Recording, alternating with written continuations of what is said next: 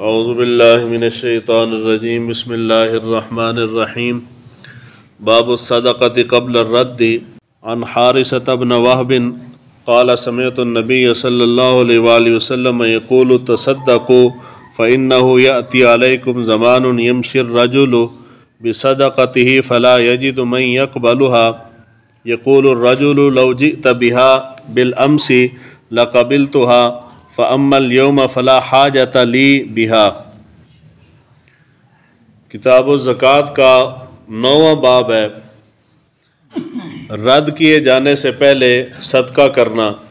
اس کی پہلی حدیث مبارکہ ہے، حضرت حارثہ بن وہب بیان کرتے ہیں کہ میں نے حضور صلی اللہ علیہ وآلہ وسلم کو فرماتے ہوئے سنا کہ آپ صلی اللہ علیہ وآلہ وسلم نے ارشاد فرمایا کہ صدقہ کرو قبل اس کے کہ ان قریب وہ زمانہ آئے گا کہ ایک شخص صدقہ لے کے نکلے گا، کوئی بھی شخص اس سے صدقہ قبول کرنے والا نہیں ہوگا، حتیٰ کہ وہ شخص کہے گا کہ اگر تم مجھے کل صدقہ دیتے تو میں قبول کر لیتا، لیکن آج مجھے اس صدقے کی حاجت نہیں ہے۔ یہاں پہ جو زکوٰۃ کے اندر یہ باب صدقے کا لے کے آئے ہیں، اس سے مراد ثابت یہ کرنا چاہتے ہیں کہ صدقہ میں سب سے افضل اور اعلیٰ صدقہ جو کہ مسلمان کے اوپر صاحب حیثیت کے اوپر لازم ہے وہ ہے زکوٰۃ۔ تو زکوٰۃ دینے میں انسان کو تاخیر نہیں کرنی چاہیے، جتنی جلدی سے جلدی ممکن ہو اپنی زکوٰۃ دے دینی چاہیے۔ اس کے بعد نمبر آتا ہے صدقے کا، عام صدقے کا۔ اس صدقے کے اندر بھی تاخیر نہیں کرنی چاہیے، جلد سے جلد دینا چاہیے۔ اچھے کام میں سیانے کہتے ہیں کہ جی اچھے کام کے اندر نیک کام میں دیر نہیں کرنی چاہیے۔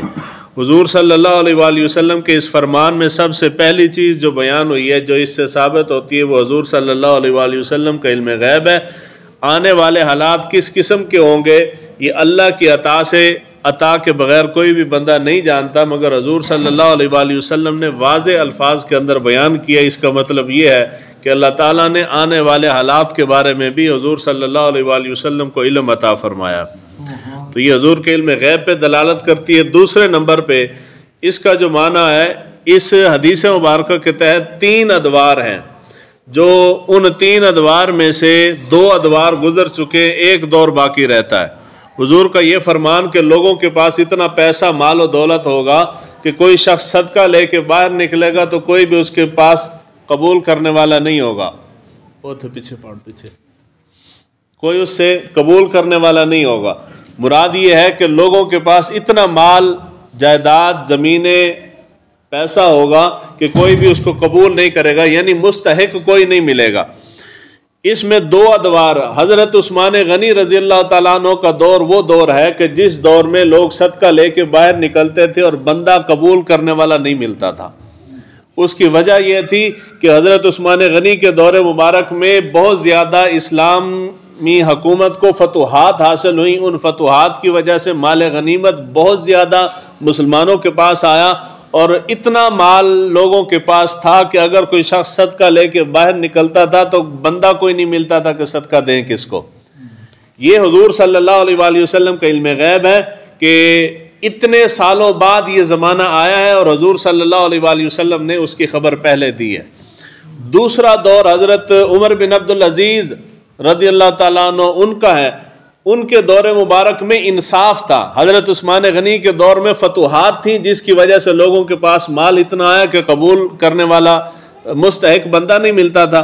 حضرت عمر بن عبدالعزیز کے زمانے میں انصاف تھا، انصاف کی وجہ سے ہر شخص خوشحال تھا، سب کے پاس مال ضرورت کا موجود تھا۔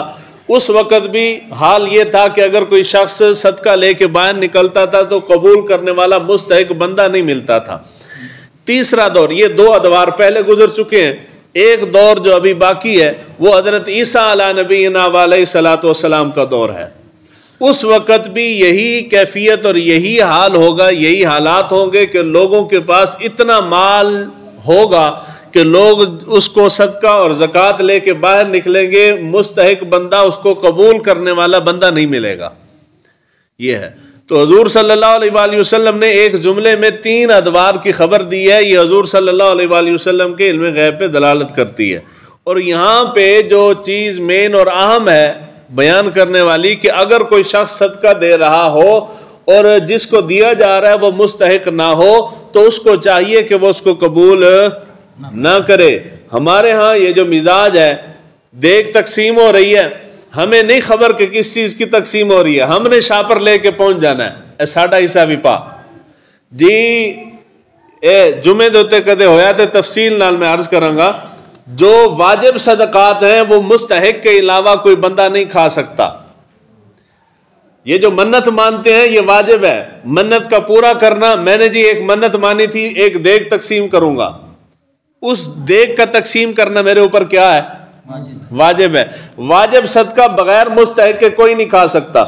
میں نے منت مانی تھی جی میں ایک دیگ تقسیم کروں گا، میں دیگ پکوا کے لاتا ہوں مسجد میں آپ کو کھلا دیتا ہوں، میری منت پوری نہیں ہوئی. کیوں؟ اس لیے کہ آپ میں سے کتنے 2-4 بندے مستحق ہوں گے، باقی تو کوئی مستحق نہیں ہے. زمین جائیدادوں والے بیٹھے ہیں سارے. میں جی جا کے اجرا اپنا دربار شریف ہے ہاں سلطان مہدی تھے، میں دیگ پکا کے سلطان مہدی پہ جاتا ہوں، وہاں پہ جتنے لوگ ہیں جانتا ہوں نہیں جانتا ان کو کھلا کے آ گیا ہوں، میری منت تو پوری نہیں ہوئی. مراد یہ ہے کہ آپ نے ایک دیگ دینی ہے تو وہ دیگ منت کی مستحق لوگوں کو دیں، جن کے اوپر صدقہ لگتا ہے. جن کے اوپر صدقہ نہیں لگتا ان کو نہیں دے سکتے اور نہ وہ چیز پوری ہوتی ہے. اور اس کے اندر یہ سارے آوان ہیں، سارے آوان ہیں نا جی. ایکڑے فخر نال آندے ہو جی ساڈا سلسلہ نسب جڑا حضرت علی دے نال ملتا ہے، تو حضرت علی کے ساتھ جس کا سلسلہ نسب ملتا ہے اور وہ واقعی اس بات پہ قائم ہے کہ میں واقعی عوان ہوں، تو عوان کے اوپر صدقہ ویسے ہی کوئی نہیں لگتا. جی میں سید تے صدقہ نہیں لگتا، میں عوان تے بھی صدقہ ہوں آکو سارے عوان ہو، عوان تے صدقہ نہیں لگتا. تو جی منت دی دے گئی تے اسی وہ بھی کھا لئی، صدقے دی دے گئی تو وہ بھی کھا لئی. وہ کوئی معیار بناؤ نا، کوئی لیول بناؤ، یار اس تو تھلے نہیں آنا. جو چیز تقسیم ہو رہی ہے آپ کو نہیں معلوم کہ کس مد میں تقسیم ہو رہی ہے تو کبھی بھی لینے کے لیے ہاتھ نہ بڑھائیں، اٹھ کے چلے جائیں. مسئلہ سمجھ آ گیا جی. واجب صدقہ مستحق کے علاوہ کوئی نہیں کھا سکتا. نفلی صدقہ تو وہ کھا سکتے ہیں، وہ میں بھی کھا سکتا ہوں، آپ بھی کھا سکتے ہیں، کوئی مستحق ہو تب بھی کھا سکتا ہے، نہ ہو تب بھی کھا سکتا ہے. نفلی صدقے کے اندر مسئلہ نہیں ہے. لیکن جتنے صدقات ہیں وہ سارے صدقات عوام بندہ نہیں کھا سکتا. ہوں احتیاط کرو. اللہ تعالی ہمیں دین کو سیکھنے سمجھنے کی توفیق عطا فرمائے.